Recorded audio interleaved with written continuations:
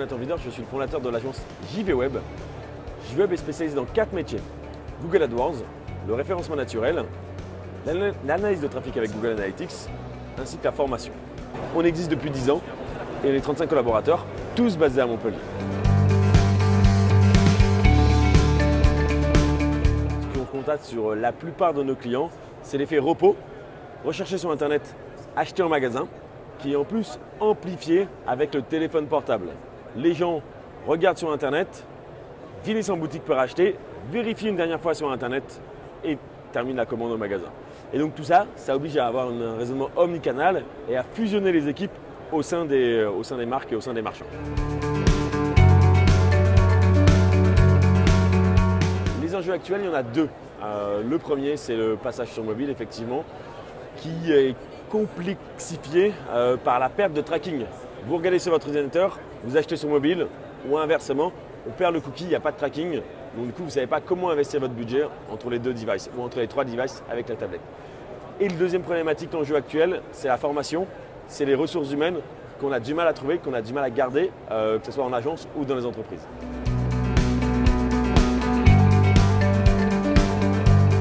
Une chose qui est en train d'arriver et qui, je pense, va encore aller plus vite, c'est la livraison très rapide. On le voit sur Paris, la livraison dans les 4 heures, c'est commence à avoir certains services de livraison qui arrivent dans l'heure. Je pense que dans 10 ans, ça sera généralisé quasiment aux 10 plus grandes villes de France. Donc ça, c'est quelque chose qui va arriver très fortement. Et après, il y a aussi des commandes en magasin. On voit de plus en plus d'écrans 3D, d'écrans plein pied avec des essais, des vêtements. Donc c'est le numérique qui vient dans les magasins directement. C'est vraiment, du coup, l'un est lié à l'autre.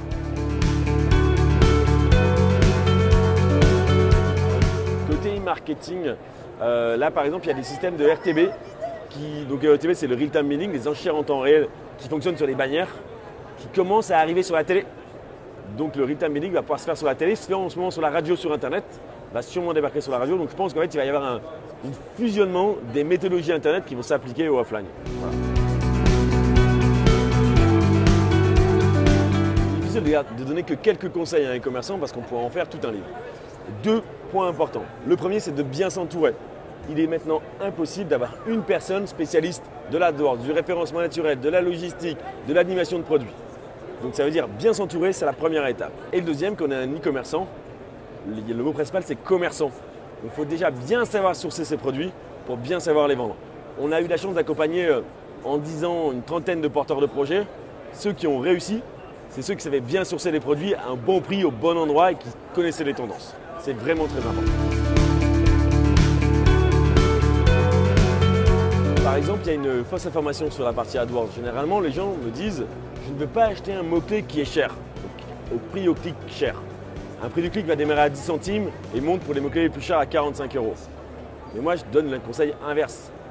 Pourquoi un mot-clé est cher? C'est parce qu'il y a beaucoup de concurrence. S'il y a beaucoup de concurrence, ça veut simplement dire que le mot-clé rapporte beaucoup de chiffre d'affaires et beaucoup de marge. Donc généralement, plus un mot-clé est cher, et plus ça veut dire qu'il a un potentiel important.